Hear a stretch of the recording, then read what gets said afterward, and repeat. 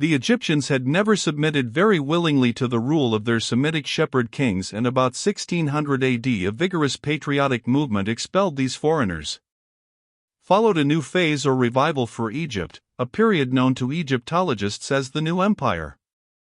Egypt, which had not been closely consolidated before the Hyksos invasion, was now a united country, and the phase of subjugation and insurrection left her full of military spirit. The pharaohs became aggressive conquerors. They had now acquired the war horse and the war chariot, which the Hyksos had brought to them. Under Thothmes III and Amenophis III, Egypt had extended her rule into Asia as far as the Euphrates. We are entering now upon 1,000 years of warfare between the once quite separated civilizations of Mesopotamia and the Nile. At first, Egypt was ascendant. The great dynasties, the 17th dynasty, which included Thothmes III and Amenophis III and IV and a great queen Hattusu, and the 19th, when Ramesses II, supposed by some to have been the pharaoh of Moses, reigned for 67 years, raised Egypt to high levels of prosperity. In between there were phases of depression for Egypt, conquest by the Syrians and later conquest by the Ethiopians from the south. In Mesopotamia Babylon ruled, then the Hittites and the Syrians of Damascus rose to a transitory predominance. At one time the Syrians conquered Egypt, the fortunes of the Assyrians of Nineveh ebbed and flowed, sometimes the city was a conquered city, sometimes the Assyrians ruled in Babylon and assailed Egypt. Our space is too limited here to tell of the comings and goings of the armies of the Egyptians and of the various Semitic powers of Asia Minor, Syria and Mesopotamia. They were armies now provided with vast droves of war chariots, for the horse, still used only for war and glory, had spread by this time into the old civilizations from Central Asia. Temple at Abu Simbel. Temple at Abu Simbel. Showing the statues of Ramesses II at entrance. Great conquerors appear in the dim light of that distant time and pass, Tushratta, king of Mitanni, who captured Nineveh, Tiglath-Pileser I of Assyria who conquered Babylon. At last the Assyrians became the greatest military power of the time. Tiglath-Pileser III conquered Babylon in 745 BC and founded what historians call the New Assyrian Empire. Iron had also come now into civilization out of the north. The Hittites, the precursors of the Armenians, had it first and communicated its use to the Assyrians, and an Assyrian usurper, Sargon II, armed his troops with it. Assyria became the first power to expound the doctrine of blood and iron. Sargon's son Sennacherib led an army to the borders of Egypt, and was defeated not by military strength but by the plague. Sennacherib's grandson Assurbanipal, who is also known in history by his Greek name of Sardanapalus, did actually conquer Egypt in 670 BC. But Egypt was already a conquered country then under an Ethiopian dynasty.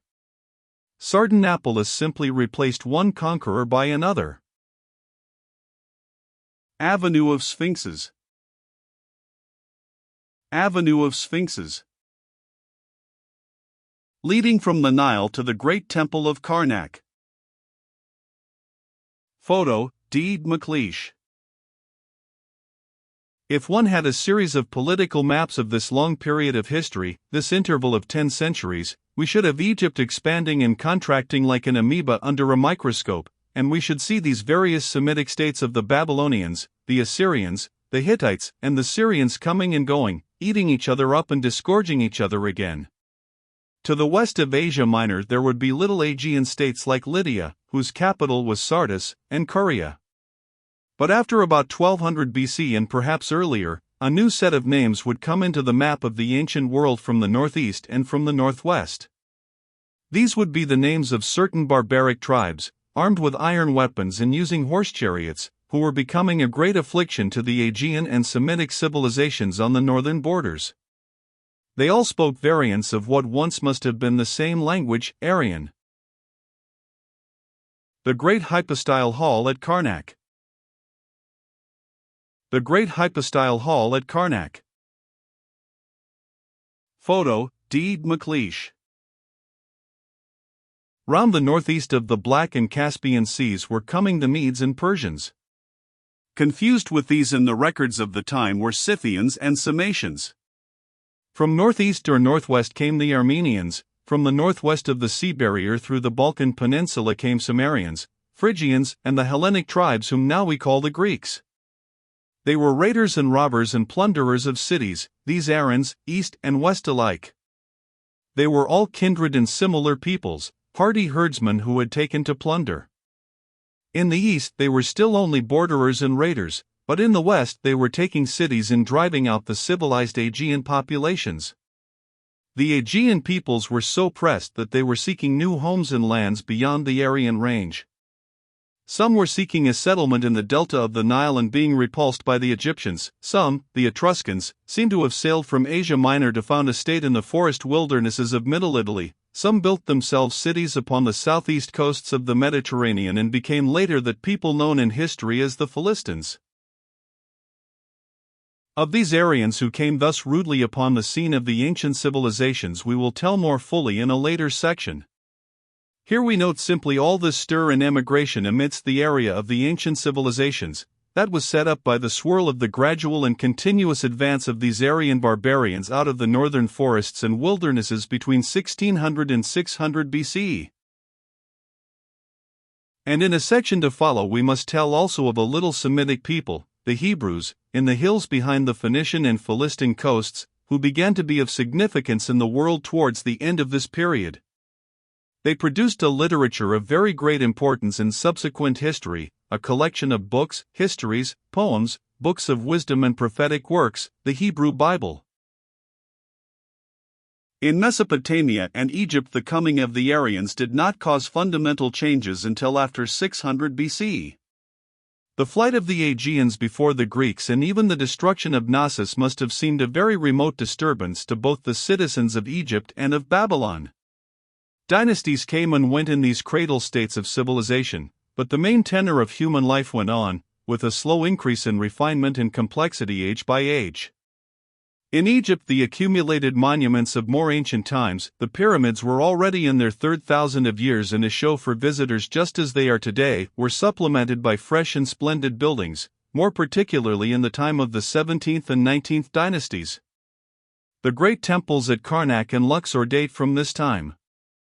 All the chief monuments of Nineveh, the great temples, the winged bulls with human heads, the reliefs of kings and chariots and lion hunts, were done in these centuries between 1600 and 600 BC, and this period also covers most of the splendors of Babylon.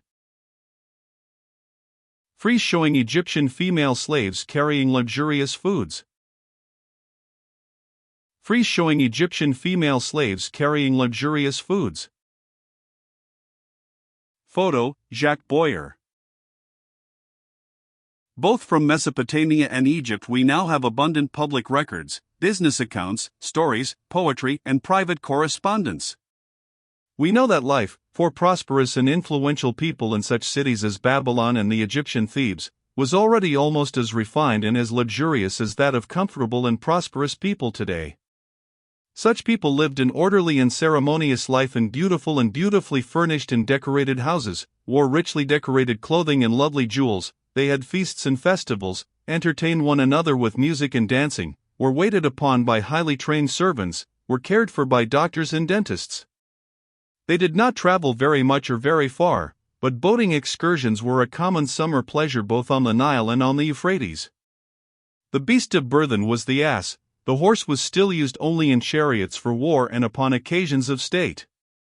The mule was still novel and the camel, though it was known in Mesopotamia, had not been brought into Egypt. And there were few utensils of iron, copper and bronze remained the prevailing metals. Fine linen and cotton fabrics were known as well as wool. But there was no silk yet. Glass was known and beautifully colored, but glass things were usually small. There was no clear glass and no optical use of glass. People had gold stoppings in their teeth but no spectacles on their noses. One odd contrast between the life of old Thebes or Babylon and modern life was the absence of coin money. Most trade was still done by barter. Babylon was financially far ahead of Egypt. Gold and silver were used for exchange and kept in ingots, and there were bankers, before coinage, who stamped their names and the weight on these lumps of precious metal. A merchant or traveler would carry precious stones to sell to pay for his necessities. Most servants and workers were slaves who were paid not money but in kind. As money came in, slavery declined. A modern visitor to these crowning cities of the ancient world would have missed two very important articles of diet: there were no hens and no eggs. A French cook would have found small joy in Babylon. These things came from the east somewhere about the time of the last Assyrian Empire. Religion, like everything else, had undergone great refinement. Human sacrifice, for instance, had long since disappeared. Animals or bread dummies had been substituted for the victim. But the Phoenicians, and especially the citizens of Carthage, their greatest settlement in Africa, were accused, later, of immolating human beings. When a great chief had died in the ancient days, it had been customary to sacrifice his wives and slaves and break spear and bow at his tomb so that he should not go unattended and unarmed in the spirit world. In Egypt there survived of this dark tradition the pleasant custom of burying small models of house and shop and servants and cattle with the dead, models that give us today the liveliest realization of the safe and cultivated life of these ancient people, 3,000 years and more ago. The Temple of Horus at Edfu. The Temple of Horus at Edfu. Such was the ancient world before the coming of the Aryans out of the northern forests and plains. In India and China there were parallel developments. In the great valleys of both these regions agricultural city-states of brownish peoples were growing up, but in India they do not seem to have advanced or coalesced so rapidly as the city-states of Mesopotamia or Egypt. They were nearer the level of the ancient Sumerians or of the Maya civilization of America. Chinese history has still to be modernized by Chinese scholars and cleared of much legendary matter. Probably China at this time was in advance of India. Contemporary with the 17th dynasty in Egypt, there was a dynasty of emperors in China, the Shang dynasty, priest emperors over a loose-knit empire of subordinate kings. The chief duty of these early emperors was to perform the seasonal sacrifices. Beautiful bronze vessels from the time of the Shang dynasty still exist, and their beauty and workmanship compel us to recognize that many centuries of civilization must have preceded their manufacture.